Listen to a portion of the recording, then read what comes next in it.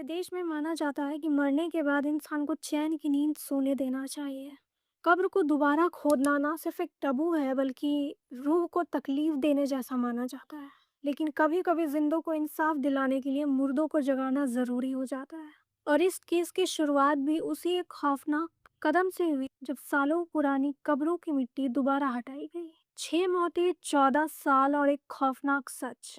इस केस को सुनने के बाद आप ये ज़रूर सवाल करोगे कि क्या लोग जैसे दिखते हैं वैसे ही होते हैं, या कभी-कभी हमें दिखाई जाने वाली अच्छाई बस हमें धोखे में रखने के लिए होती है, या फिर उस अच्छाई के आड़ में लोग अपना एक मॉन्स्टरस रूप छुपाने की कोशिश करते हैं। Hello everyone, welcome to episode 1 of India's most ruthless and famous serial killers and killing. I'm your host, you can call me Ravel. आज हम इस वीडियो में जॉली जोसेफ के केस के हर उस बारीक परत को खोलेंगे जिसने पूरे देश को हैरान कर दिया। So let's start from the beginning.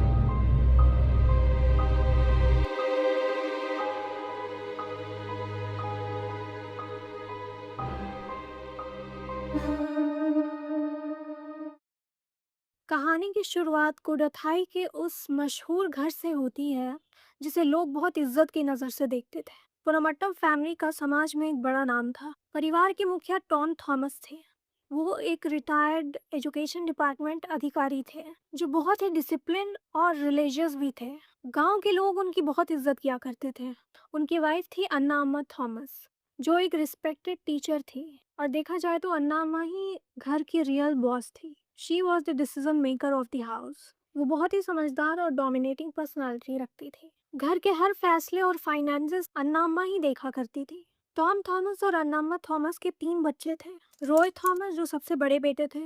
Roy को लोग एक सीधे साधे इंसान के रूप में जानते थे, लेकिन वो अपने माँ और पिता पे काफी निर्भर थे। उसकी अपनी कोई फिक्स्ड इनकम या कोई बड़ा बिजनेस नहीं था, और ये बाद में तनाव का कारण भी बनता है। उनका दूसरा बेटा था रोजो थॉमस, जो अमेरिका में काफी वक्त से रह रहा था। वो पढ़ा लिखा और काफी शार्प माइंडेड भी था। मैं ऐसा क्यों कह रही हूँ ये आपको वीडियो के अंत में पता चलेगा। अन्नामा और टॉम थॉमस की इकलौती बेटी थी रेंजी। 1997 में एक रिलेटिव की शादी में रॉय की मुलाकात एक जॉली नाम की लड़की से होती है। जॉली जोसेफ का जन्म 1972 में इडुक्की जिले में हुआ था। वो एक नॉर्मल किसान फैमिली से बिलोंग करती थी। जॉली काफी खूबसूरत थी और उसने रॉय को बताया कि उसने एमकॉम की डिग्री कंप्लीट की हुई है। जॉली के क्वालिफिकेशंस एंड क्वालिटीज को देखकर पोनामट्टम फैमिली काफी इम्प्रेस थी। तो उसी साल 1997 में ही रॉय और जॉली की शादी हो जाती है। शादी के बाद जॉली को परिवार से घुलने मिलने में ज्यादा टाइम नहीं लगता। उसकी पर्सनालिटी थी ही ऐसी, लोग उससे बहुत जल्दी इम्प्रेस्ड हो जाया करते थे। और वो बहुत हेल्पफुल नेचर की भी थी। नेबर बताते हैं कि जब भी किसी को किसी चीज की जरूरत पड़ती थी या फिर कोई बीमार होता था तो जॉली हमेशा वहाँ मौजूद होती थी हेल्प करने के लिए। रॉय और जॉली की शादी के कुछ साल बाद तक सब कुछ अच्छा चल रहा था। जॉली अब एनआईटी में प्रोफेसर की जॉब कर रही थी। वो रोज सुबह अपनी आईडी और ब्रीफकेस लेकर सेम टाइम पे घर से निकलती और सेम टाइम पे शाम में घर वापस आती थी। अब आता है 22 अगस्त 2002। अन्ना थॉमस की तबीयत बहुत ज़्यादा खराब हो जाती है। जब उसे हॉस्पिटल ले जाया जाता है तो डॉक्टर इससे पहले कि कुछ कर पाते उनकी डेथ हो जाती है। डॉक्टर का कहना था कि उन्हें हार्ट अटैक आया है, और क्योंकि वो पहले से ही बहुत सारे हेल्थ इश्यूज से जूझ रही थी तो किसी को भी शक नहीं होता कि उनकी सडनली मौत कैसे हो गई।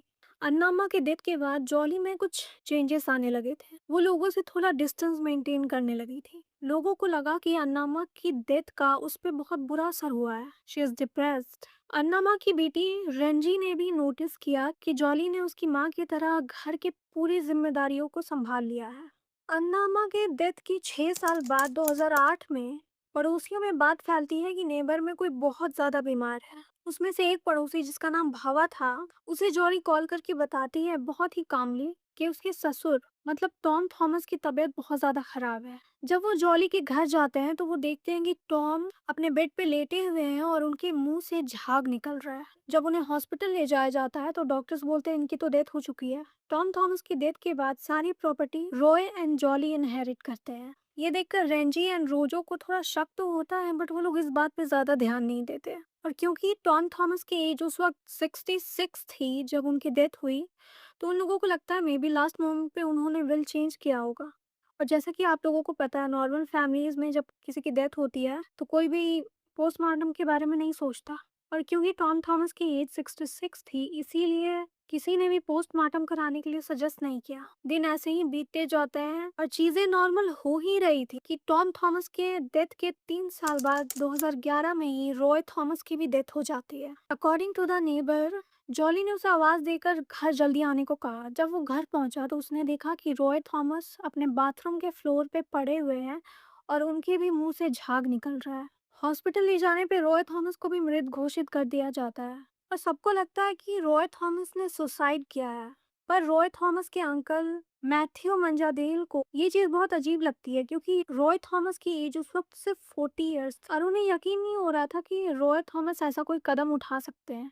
इसीलिए अंकल मैथ्यू ने इंसिस्ट किया कि उसको पोस्टमार्टम कराना चाहिए। रॉय के पोस्टमार्टम रिपोर्ट में साफ लिखा हुआ था कि उनकी डेथ साइनाइड कंज्यूम करने से हुई है और पुलिस ने भी इसको सुसाइड बताया और आगे कोई इन्वेस्टिगेशन नहीं की। वरना पुलिस ने ये जानने की कोशिश की कि रॉय थॉमस को साइनाइड आखिर मिला कहाँ से। और सबसे हैरान करने वाली बात ये थी कि जॉली जोसेफ ने परिवार के सभी लोगों को ये कहा कि रॉय की डेथ हार्ट अटैक से हुई है। अपने हस्बैंड के डेथ के बाद जॉली सबसे बहुत डिस्टेंट रहने लगी थी। शी वॉज डिप्रेस्ड और लोगों को भी दिख रहा था और लोगों को ये चीज हैरान नहीं कर रही थी क्योंकि उन्हें पता था कि जॉली ने बहुत कुछ झेला है। उसने अपने सास ससुर को तो खोया ही, साथ में अब उसका पति भी चल बसा।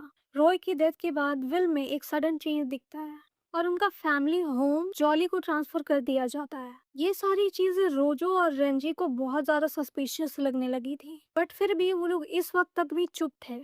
अब आता है 2014। अंकल मैथ्यू की भी सडनली डेथ हो जाती है। Reason heart attack. उसी ईयर 2014 में रॉय का कजन साजू सक्रियास की 2 साल की बेटी अल्फाइन की भी डेथ हो जाती है। एलिजिडली वो कुछ खा रही थी और सडनली वो उसके गले में फंस जाता है जिसकी वजह से वो चोक करने लगती है। जब उसे हॉस्पिटल ले जाया जाता है तो हॉस्पिटल में कुछ दिन के बाद ही उसकी डेथ हो जाती है।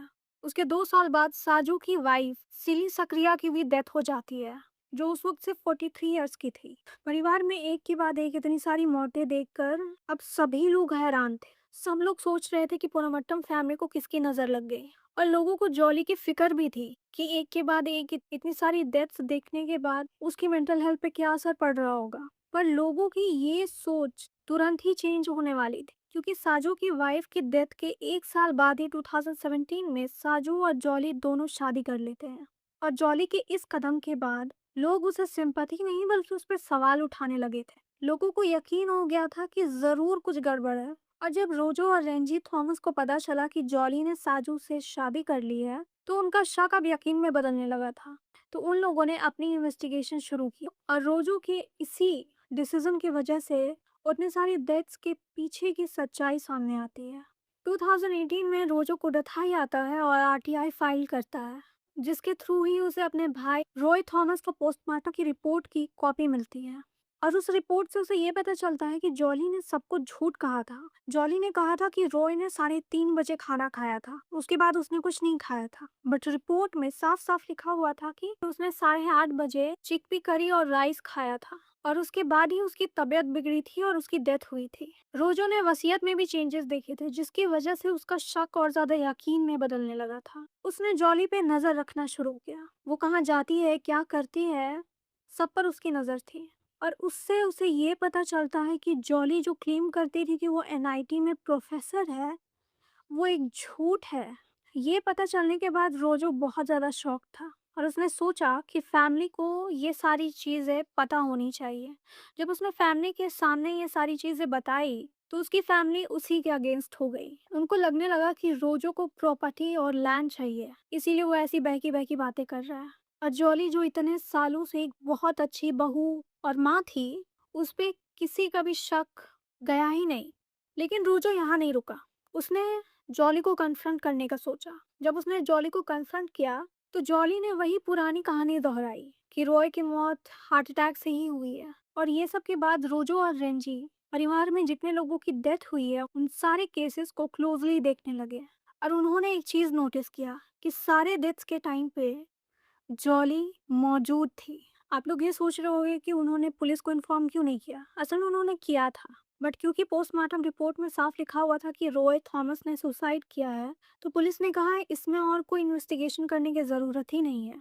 लेकिन जब रोजो और रेंजी को इतना सब कुछ पता चला तो उन्होंने कोरिकोड पुलिस के क्राइम यूनिट को कंप्लेन किया। And this time police agreed there was a potential criminal case. Police अब अपना इन्वेस्टिगेशन शुरू करती है। और जैसा रोजो ने बताया था, पुलिस को भी पता चलता है कि जॉली एनआईटी प्रोफेसर है ही नहीं। और उनको अपने इन्वेस्टिगेशन में ये भी पता चलता है कि जॉली कभी कभी कैंपस आया करती थी और कैंटीन से चाय ऑर्डर करती थी। और उसके पास एक फेक आईडी भी थी जिसके ही वजह से पूरी फैमिली को लगता था कि वो एनआईटी में प्रोफेसर है। और पुलिस को भी ये बात काफी सस्पिशियस लगी कि जॉली ने सबको रॉय थॉमस की डेथ की वजह हार्ट अटैक बताया था, जबकि उसे पता था कि रॉय थॉमस ने साइनाइड कंज्यूम किया था। पर पुलिस को और कोई सबूत नहीं मिल रहा था। इसीलिए पुलिस ने डिसाइड किया कि जितने भी डेथ हुए हैं उन सब के कब्रों को खोदा जाए, क्योंकि अब उन्हीं के रिमेन्स में से कुछ सबूत उन्हें मिल सकता है जिसके वजह से वो जॉली को अरेस्ट कर पाएंगे। और ऐसा ही होता है। 5 अक्टूबर 2019 को जॉली को अरेस्ट कर लिया जाता है। और फिर जॉली देती है अपना कन्फेशन। एलिजिडली जॉली ने ही अपनी सास अन्नामा थॉमस को मारा था। जॉली ने पहले अन्नामा को उसकी फूड में पेस्टिसाइड मिलाकर मारने की कोशिश की थी, पर अन्नामा बच गई थी। उसके बाद जॉली ने मटन सूप में साइनाइड मिलाया, जिसे पीने के बाद ही अन्नामा की तबीयत बहुत ज़्यादा खराब हो गई और हॉस्पिटल ले जाते ही उनकी डेथ हो गई। पुलिस ने बताया कि जॉली ने अन्नामा को इसलिए मारा क्योंकि अन्नामा को उस पर शक होने लगा था। अन्नामा को शक होने लगा था कि जॉली ने जो भी अपने क्वालिफिकेशंस के बारे में बताया है वो सब झूठ है, उसके पास फेक डिग्रीज है। और अन्नामा जॉली को जॉब करने के लिए भी फोर्स कर रही थी, क्योंकि उनकी नज़र में जॉली के क्वालिफिकेशंस वेस्ट हो रहे थे। पुलिस का ये भी कहना था कि जॉली को अन्नामा की पावर चाहिए थी, जैसा उनका दबदबा था घर पे, वो चाहिए था। वो बनना चाहती थी decision maker of the house. Allegedly Tom Thomas को भी जॉली ने ही मारा था। टॉम थॉमस एक मशरूम कैप्सूल लिया करते थे और जॉली ने उसी चीज का फायदा उठाया। उसने एक कैप्सूल को खाली करके उसमें साइनाइड फिल कर दिया और वो खाकर ही टॉम थॉमस की डेथ हुई थी। पुलिस का कहना था कि जॉली ने अपने पति रॉय थॉमस को इसलिए मारा क्योंकि रॉय को जॉली के अफेयर के बारे में भी पता चल गया था और उसे जॉली के सीक्रेट लाइफ के बारे में भी शक होने लगा था। और क्योंकि रॉय थॉमस कुछ नहीं करते थे तो घर पे फाइनेंशियल इश्यूज भी ज़्यादा होने लगी थी। इसीलिए जॉली ने रॉय को रास्ते से हटाने का सोचा ताकि सारी प्रॉपर्टी उसे मिल सके। जॉली ने रॉय थॉमस के खाने में साइनाइड मिलाकर उसे दिया था, जिसको खाने के बाद ही उनकी डेथ हुई। एलिजिडली अंकल मैथ्यू को जॉली ने इसलिए मारा क्योंकि वो रॉय थॉमस की डेथ को डीपली इन्वेस्टिगेट कर रहे थे। उन्हें रॉय थॉमस की डेथ कैसे हुई और क्यों हुई ये जानना था। और अंकल मैथ्यू को जॉली के लवर के बारे में भी काफी कुछ पता चल गया था। इसीलिए जॉली ने अंकल मैथ्यू को रास्ते से हटाया। उसने उनकी ड्रिंक में साइनाइड मिलाकर उन्हें दिया था और उनकी डेथ भी तब हुई थी जब वो जॉली के घर में अकेले उसके साथ थे। साजू की 2 साल की छोटी सी बच्ची को मारने के पीछे एलिजिडली जॉली का रीजन ये था कि वो साजू को पसंद करती थी और वो उससे शादी करना चाहती थी। पर क्योंकि शादी के बाद उस छोटी सी बच्ची का देखभाल उसे ही करना पड़ता और वो करना नहीं चाहती थी, इसीलिए उसने उस बच्ची को भी मार डाला। एलिजिडली उसने एक ब्रेड में साइनाइड मिलाकर उसे दिया था, जिसको खाने के बाद ही वो चोक करने लगी और हॉस्पिटल में उसकी डेथ हो गई। एल्फाइन को रास्ते से हटाने के बाद जॉली के रास्ते में बस साजू की वाइफ सिली थी। और क्योंकि वो अपनी छोटी सी बच्ची को खोई थी, वो बहुत ज़्यादा डिप्रेस्ड और दुखी थी और इसी चीज़ का जॉली ने ज़्यादा फायदा उठाया। उसने सबसे पहले सिली से नज़दीकियां बढ़ाई और जब वो उस पर पूरी तरह ट्रस्ट करने लगी तो उसने उसे वही मशरूम कैप्सूल दिया, ये बोलकर कि ये डिप्रेशन में हेल्प करेगा। उस वक्त वो दोनों डेंटिस्ट के क्लिनिक में थे। जब सिली ने वो कैप्सूल खाया उसी वक्त उसकी तबीयत बिगड़ी और उसकी डेथ हो गई। पुलिस ने जॉली की लवर एमिस मैथ्यू को भी अरेस्ट किया था और एमिस मैथ्यू जॉली का एक डिस्टेंट रिलेटिव था। वही जॉली को साइनाइड लाकर दिया करता था। वो एक ज्वेलरी शॉप में काम करता था और एक गोल्ड स्मिथ जिसका नाम प्राजी कुमार था, उससे ही वो साइनाइड खरीदा करता था। और जैसा कि आप लोगों में से कुछ को पता ही होगा कि पुलिस के सामने दिया हुआ कन्फेशन के बेसिस पे कोई भी कन्विक्ट नहीं किया जा सकता। इसीलिए पुलिस को एक एक करके सब कुछ प्रूफ करना पड़ेगा कि ये सब कुछ जॉली ने ही किया था। और क्योंकि सारी बॉडीज को कब्र से खोद कर निकाला गया था और कुछ तो बहुत ज्यादा पुरानी थी, जैसे कि अन्नामा एंड टॉम थॉमस की डेथ बहुत पहले हुई थी, तो उनके डीएनए में कुछ मिल पाना इज काइंड ऑफ इम्पॉसिबल। तो ये कोडाथाइन सीरियल मर्डर केस अभी भी ट्रायल फेज में ही है। जॉली एमएस मैथ्यू कोरिकोड डिस्ट्रिक्ट जेल में है और जॉली ने मल्टीपल बेल एप्लीकेशन फाइल किया बट कोर्ट ने हमेशा रिजेक्ट ही किया है। लोग अभी भी कोर्ट के फाइनल वर्डिक्ट का वेट कर रहे हैं। तो ये थी पूरी कहानी जॉली जोसेफ की। लोगों के लिए वो एक perfect daughter in law, wife और मदर थी। क्या उसने सच में अपने ही परिवार के 6 लोगों को मारा था? आपके क्या ओपिनियन है कमेंट सेक्शन में ज़रूर बताना। वीडियो अच्छी लगी तो लाइक एंड शेयर और ऐसे और वीडियोस के लिए चैनल को सब्सक्राइब कीजिए। I will see you in the next video.